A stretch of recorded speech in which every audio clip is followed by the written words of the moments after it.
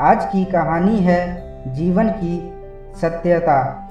संतों की एक सभा चल रही थी। किसी ने एक दिन एक घड़े में गंगा जल भरकर वहाँ रखवा दिया ताकि संत जन जब प्यास लगे तो गंगा जल पी सके। संतों की उस सभा के बाहर एक व्यक्ति खड़ा था। उसने गंगा जल से भरे घड़े को देखा तो उसे तरह तरह के विचार आने लगे। वह सोचने लगा, यह घड़ा कितना भाग्यशाली है। एक तो इसमें किसी तालाब पोखर का नहीं बल्कि गंगा जल भरा गया, और दूसरा यह अब संतों के काम आएगा।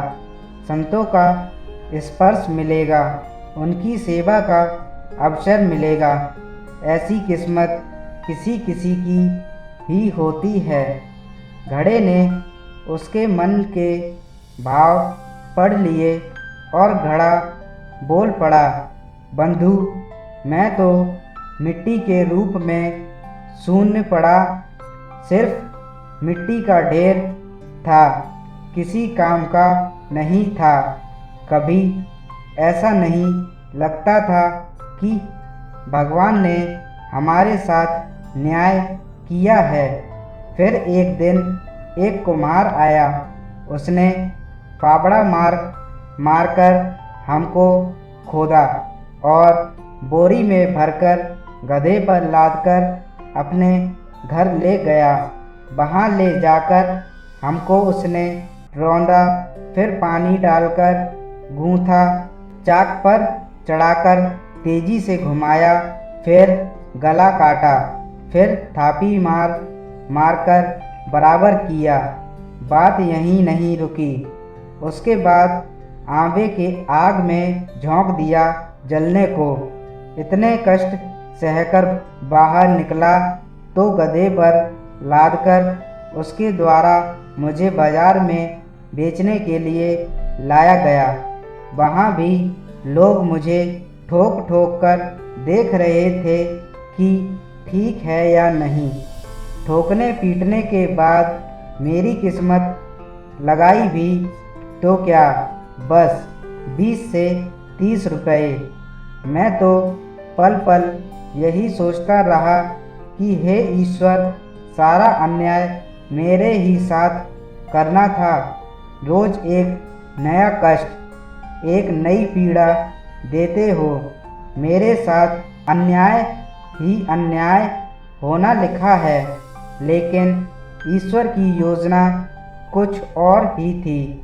किसी सज्जन ने मुझे खरीद लिया और जब इसमें गंगाजल भरकर संतों की सभा में भेज दिया, तब मुझे आभास हुआ कि कुमार का वह फावड़ा चलाना भी उसकी कृपा थी, उसका मुझे वह गूँथना भी उसकी ही कृपा थी, मुझे आग में जलाना भी उसकी ही मौज थी, और बाजार में लोगों के द्वारा ठोके जाना भी उसकी ही मौज थी। अब मालूम पड़ा कि मुझ पर सब उस परमात्मा की कृपा ही कृपा थी।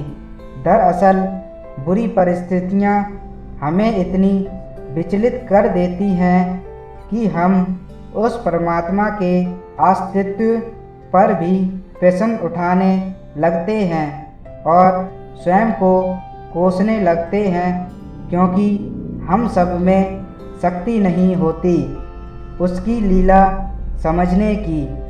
कई बार हमारे साथ भी ऐसा ही होता है। हम स्वयं को कोसने के साथ परमात्मा पर उंगली उठाकर कहते हैं कि उसने मेरे साथ ही ऐसा क्यों किया? क्या मैं इतना बुरा हूँ? और परमात्मा ने सारे दुख परेशानी मुझे ही क्यों दिए? लेकिन सच तो ये है कि भगवान ने उन सारे पत्थरों की भीड़ में से तराशने के लिए एक आपको चुना।